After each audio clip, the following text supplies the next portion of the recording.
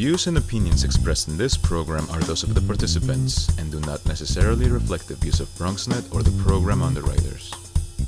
All right, welcome to today's verdict. I'm your host and trial attorney, David Lesch. We continue our Race to Mayor series with two interesting candidates, Kathryn Garcia and Shaun Donovan. Watch both, make a decision, let us know. Today's verdict starts right now.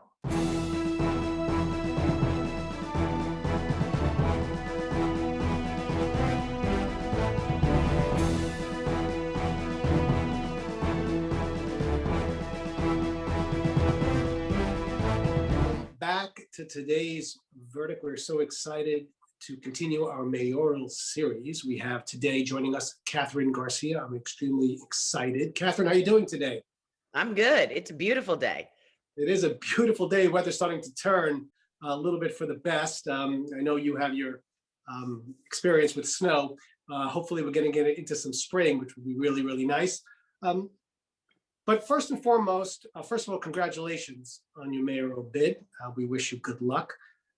Let's talk a little bit, first and foremost, about some of the vaccinations and how it's going, your opinion on it. It's really the key to getting us back to normal.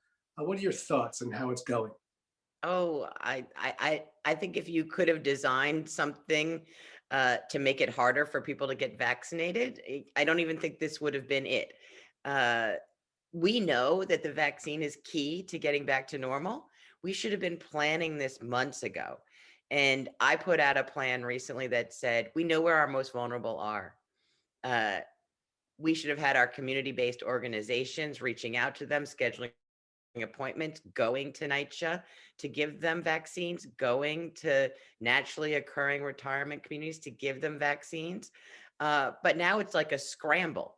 Who's eligible, who's not eligible, stand on a line, find a site in another borough. None of it is working for our most vulnerable and could have been done so much better, as was shown when I think a kid from the tech community created a $50 portal that fixed the tech piece of this. I don't know how we got that so wrong.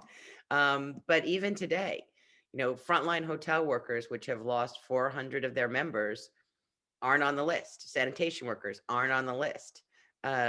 So I hopefully they get their act together, because I would like to be back to normal. There's a sense of really unfairness, and I think that permeates certainly through my clients in the South Bronx, and just the people. A lot of people who watch the show always feel there's just a sense of unfairness that always seems to, surround the city many times, and certainly with the vaccinations, some people feel that some people are jumping the line, others aren't being included. First and foremost, as somebody who's going to be, hopefully, getting in there in terms of helping the community, do you find that there's a sense of unfairness that seems to be flowing? Oh, a sense of unfairness, and you don't have to get it to sense. Look at the maps. Look at where the vaccine was given. The data has been there since day one about who was getting vaccinated and who wasn't. And that could have been corrected as soon as you started to see that data. And then you make a plan to go dig in to the areas where you see it not happening. That is what I would have done if I was there. And when I was the food czar and delivering, what is now 200 million meals, but 130 by the time I left, we ensured that people who were in real need got the food that they deserved. The Bronx was 50% of the demand because they needed it. And we made sure that they were receiving what they needed during sort of the worst portions of COVID, and made it easy. You could just call 311. Or you could go online, but no, you didn't need documentation. You didn't need to go through a 2-hour interview online to get access to service. That is how I think the city needs to operate. At least with Yankee Stadium about a block from my office, we see that they're lining up, hopefully getting the vaccinations. They're hurting, and they're hurting financially. They were hurting financially before the pandemic, and it's worse off for them now. their businesses. It's always like that way, that the small communities are always the ones that end up hurting the most. What would you do for them? What could you do for them? Oh, I actually believe there's a lot that we need to do for the communities that are hurting the most, where we've seen the most economic downturn, and also particularly women heads of households. Uh, Women are stepping back from work in very large numbers because of the pressure of Zoom school, as well as many of their jobs just aren't there right now. So reopening the economy safely and quickly is the first imperative, but we have to be supporting our small businesses and particularly our restaurants, with low cost financing, with grants, because if they don't survive, what will we have to return to?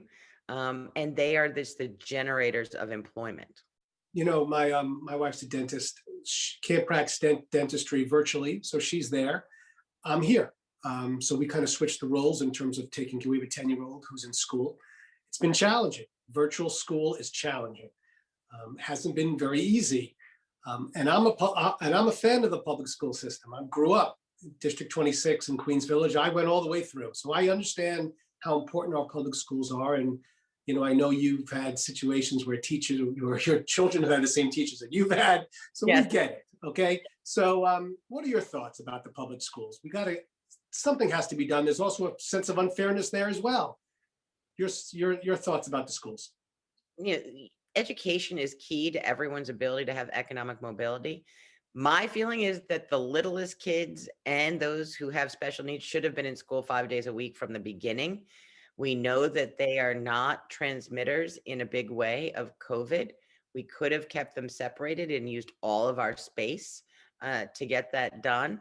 And they need socialization, not only reading, writing, and arithmetic. They need to be interacting with their peers. I have a 5-year-old niece. She's now spent 20% of her life in a pandemic. She's a very strong personality. So we'll see how school may be a big adjustment when it actually fully reopens. But I believe that school has to be, and I know that you probably have the same feeling, having gone through the public school system, is you went to your public school and it was a great school and it educated you well. And that has to be true in every neighborhood. And that we're thinking about how we continue to make it so that the kids have careers coming out. When I was in District 26, they had something called SP, Special Progress, which I was in. Now they have the gifted and talented programs, but I don't know how it works. Are they going to continue these programs? What are they going to do to help these kids prepare themselves for some colleges? Yeah, no, we need to expand and stop talking about education as a scarcity. We know we can do it. We know we have the talent to do it. We need to get out of principal and teacher's way. But we do need enrichment in all of our schools, particularly art and music in those younger years, because not only does that create a critical thinking mind, but it also, they're going to need to work through sort of the traumas. And I believe art and music are part of how you can move through mental health challenges, and have other ways to engage in education. And so I believe we need to have more, not less, for these children. And even through high school, I have proposed that we need more high schools where we are drawing our kids from the top 10% of their middle school class by grade point average, so that you have real performance and that we are integrating that with what does the 21st century need. It's going to be about tech. It's going to be about critical creative thinking as we move forward. Let's switch gears for a second. I want to talk about NYCHA. I know it well. I haven't been a fan. I know you've been a chair of NYCHA. Buildings have fallen apart. Tell what's going on. Could you please let us know? Yes, no, the buildings are falling apart. It is a decision to allow them to basically be condemned by neglect. But there is an option. There is an option to do public-private partnerships that will immediately begin to renovate these buildings and these apartments. In the Bronx, several developments have completed: Baychester, Murphy, Betances. Those tenants are like, wow, I didn't know I could have this in public housing. And they're proud of their apartments. Their elevators work. You wouldn't think that was a big deal. But that is a huge deal. And, we need to see more of that, not less. Locks are broken. People have been able to come in without being buzzed in. I've had clients who've been assaulted. It's been a difficult situation, certainly in the Bronx. And it's first and foremost with the pandemic itself. Tenants are having a hard time getting monies to be able to pay landlords, pay different rents. What could you do for them if you were mayor? All right. Now, well, at least for NYCHA, if their income changes, their rent changes and goes down to accommodate that change. So I feel like that is a real positive, and why we need to make sure that we are investing in that is the foundation of our public housing, of our affordable housing. But every NYCHA resident deserves to be safe in their apartment, deserves to be safe as they are in their neighborhoods. And you can't let the doors get broken. You can't, you have intercom systems that work. And this is what that public-private partnership can do. Before I let you go, because I want to talk a little about your management style, because everybody brings something little different when they are running for mayor. We have Andrew Yang style, Maya Wiley style, and it's going to keep continuing. What's your management style? Here we are, Mayor Garcia, first day on the job. What's your style? How would you describe it, really? Oh, so, I lead from the front. I have led large organizations, awfully many men in my roles. I think 90% men, and I lead from the front. But I really empower my teams to be creative and then hold them accountable for delivering on my expectations. And that has been incredibly effective. Folks like to work for me. I'm tough, but I'm fair. That's important. Final thoughts. Somebody's watching today. They're looking to choose you as mayor or somebody else. Why you? I am the best person for the job. I'm the most qualified person for the job. I have long-term vision for where we can take this city, and I love this city. I want to do the job of the mayor. I'm not about, parades and making statements or hashtagging on Twitter. I'm about getting the work done. Well, there's a lot of work that has to be done. I hate to tell you that. I'm a native New Yorker, Queens, Bronx, Manhattan, just, it's broken. And if you become mayor, we wish you luck. I think you're going to need it. I'm going to need more than luck. I'm going to need all of the people of the Bronx behind me. I love it. All right, Kathryn, thanks so much. And hopefully you come back in a couple of weeks, couple of months and see how you're doing. Absolutely. Thank you so much for having me. Our pleasure. All right, stay with us. Today's verdict has so much more. We'll be right back right after this.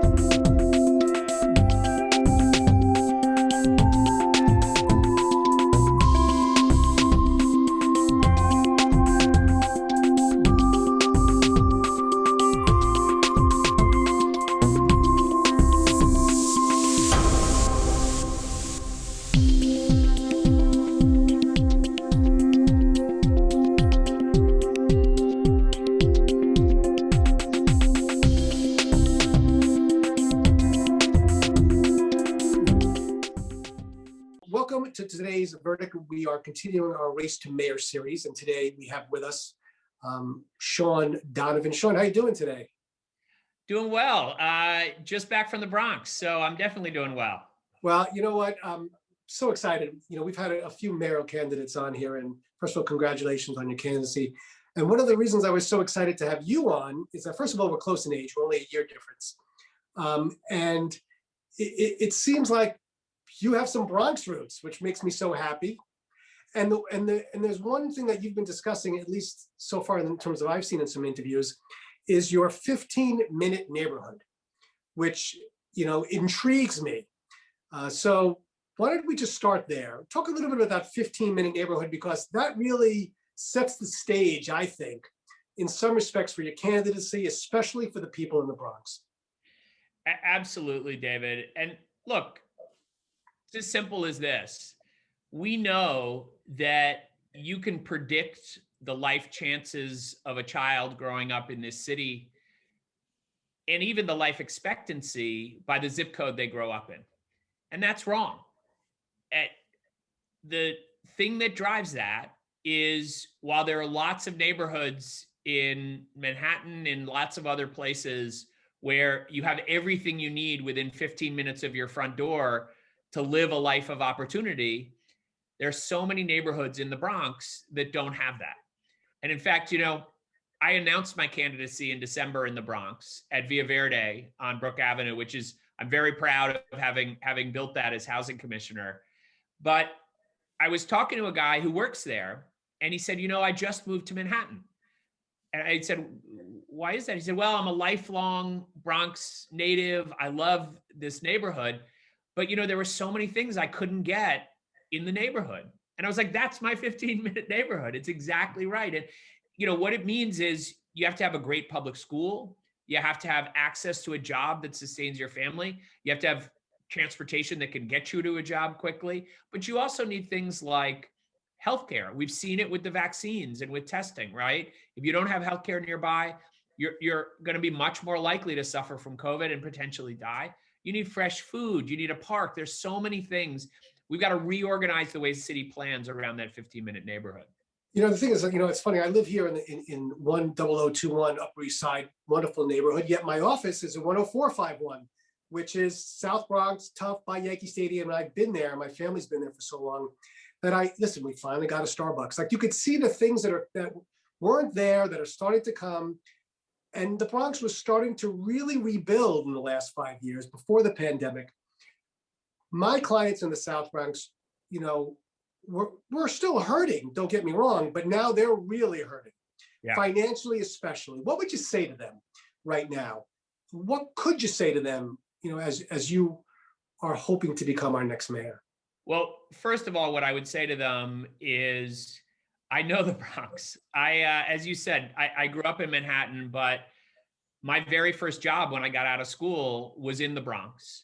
I was profoundly impacted as a kid by watching the South Bronx and so many other neighborhoods crumble, in some cases literally burn to the ground. And that lit a fire in me to go to work on behalf of the city that I love. So I came back from school. I started working at a nonprofit on Albany Crescent, our office was, and I was helping rebuild those very same neighborhoods. And so what I would say is, if you want a mayor in City Hall who really knows how to rebuild brick by brick, street by street, this is a time for a mayor who really understands crisis. And, David, I understand that crisis. I would also say I understand something about other crises as well. I was housing commissioner in the city in the wake of 9/11. President Obama asked me to be housing secretary in the midst of the worst housing crisis of our lifetimes. When Sandy hit, I led the entire federal recovery. And when President Obama asked me to lead the $4 trillion federal budget after that, 3 weeks later, Ebola hit. And I was side by side in the Situation Room with Dr. Fauci and all of our leaders. So what I would say to your viewers is, you want a mayor who really knows something about leading through crisis? I'm the one they should think about.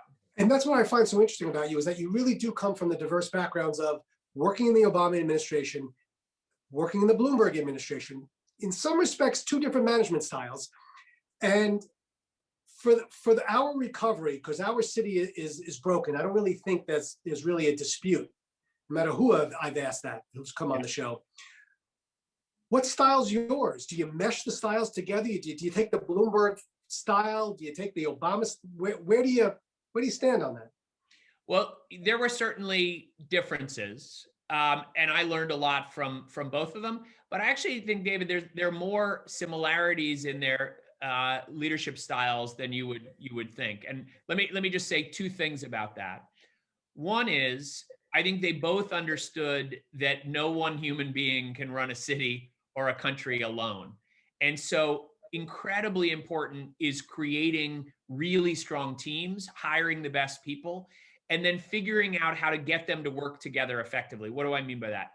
look at the homelessness problem we have in New York City right now. A big part of the problem is Mayor de Blasio thinks he can solve homelessness with homeless programs. You're never going to do it that way, right? Because it's not just a housing problem. It's a mental health problem. It's a substance abuse problem. It's a criminal justice problem. When I led that strategy for President Obama, we brought together every part of government and we made dramatic progress. We significantly cut street homelessness and family homelessness. Think about this, David. In 80 cities and states, we ended veteran homelessness, not reduced it, ended it. And so that's the kind of collaboration and really driving partnerships across government that's critical. There's been a little controversy with the homeless. And listen, I lived across the street from the Lucerne on the Upper West Side for some time. Some of the neighborhood was up in arms, in terms of it changed the fabric of their neighborhood. That's their position on it.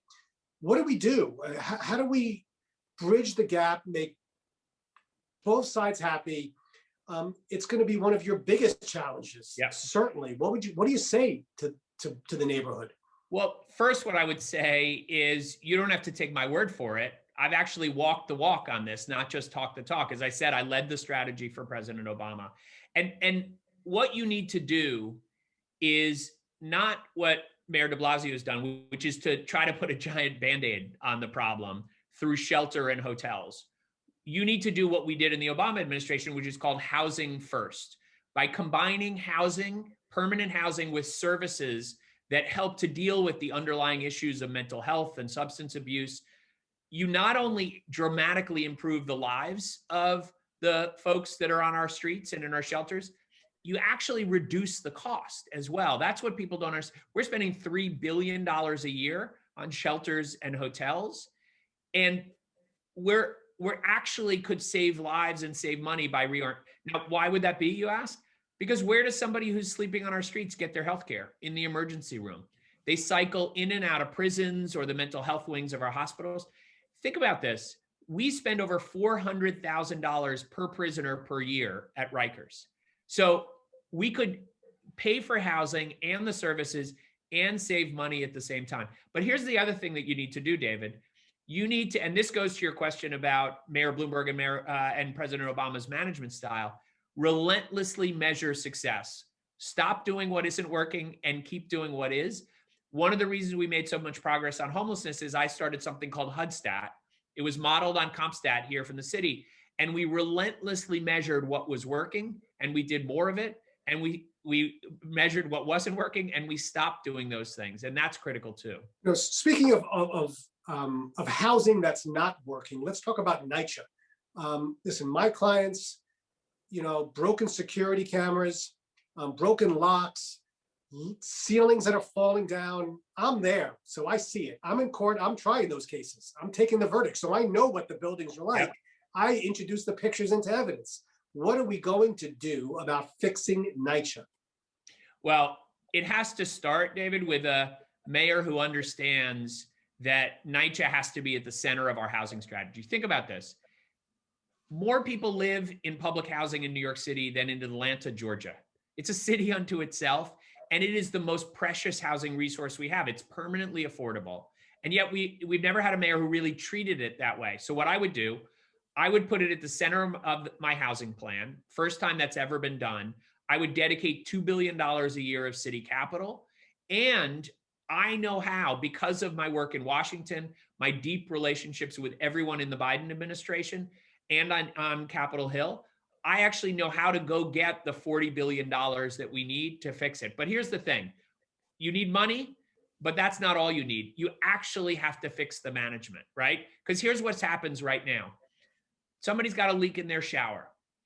By the time the 15 people who need to sign off on fixing it, all the way down to 250 Broadway, where the headquarters is, by the time they sign off, that leaky shower has become mold that is causing a child asthma. The ceiling downstairs has broken through, and it's a much more expensive repair. We're taking more than a year to fix what are called tickets in public housing. And that has to change as well. And the way that you change it is what's called site-based management. If you're a resident in NYCHA, you need to be able to walk down to the office downstairs, look somebody in the eye, and tell them what the problem is, knowing that they have the money, the authority and the tools to be able to get it fixed. And that's not happening right now. So we need to completely reorganize the way NYCHA is managed as well. You know, maybe I'm a little biased, but speaking in terms of the health of the Bronx itself, asthma, climate control, what can we do to protect the health of those in the Bronx, especially even during this pandemic? That, you know, it's always the poorer neighborhoods that get hit the hardest, that have the highest death rates. What could we possibly do to help them? Well, this is a big part of my 15-minute neighborhood as well, is making sure there's healthcare in every single neighborhood. And really, it's two different things. One is the healthcare itself, right? What do I mean by that? We have to make sure everybody's insured. I'm proposing a true public option so that everybody, regardless of immigration status, could get the primary care that they need in their neighborhood, right? That's one. But it's not just enough to be covered. They're also, you said it exactly right, asthma, all these other, there are all these what we call environmental determinants of health that are much more prevalent in the Bronx than in other places. What does that mean? The peaker plants, we call them, they're power plants that are fossil fuel driven that are located in the Bronx and other poor Black and brown communities. It is the trucking sites that are belching diesel fumes into neighborhoods around the Bronx. All of those are things that we need to start to change and make sure that's part of 15-minute neighborhoods as well, as what you don't have within 15 minutes of your front door. And just one last thing I would say. I announced my campaign at Villa Verde on Brook Avenue. I'm proud of it because when I was housing commissioner, I created a worldwide design competition. It's the most beautiful, sustainable, affordable housing in the world, I think. But think about this from a health perspective. On the ground floor is a health clinic. There is a farmer's market every weekend in the courtyard. And on the roofs are growing vegetables and fruit trees so that kids learn how to eat healthy food. They pick them and they carry them to their apartment and eat them for dinner, right? When we cut the ribbon on it, Ruben Diaz Jr. said, "Let it be known that where the Bronx was once burning, we're now building gardens in the sky," right? That's the kind of thing we need to do to solve our health challenges in the Bronx. Listen, truth of the matter, I mean, Ruben's been on this show several times. He's a big, we're a big fan of his, and he, like you, we just want to see the Bronx just revitalized, and want to thank you for coming on today. Oh, my pleasure, David. I'm going to keep coming back. Just keep coming back. We'll have you anytime. All right. It's great to see you. Well, big elbow bump to you. Big elbow. That's what I like. All right. Stay with us. We got a little bit more for you. Today's Verdict. Be right back right after this.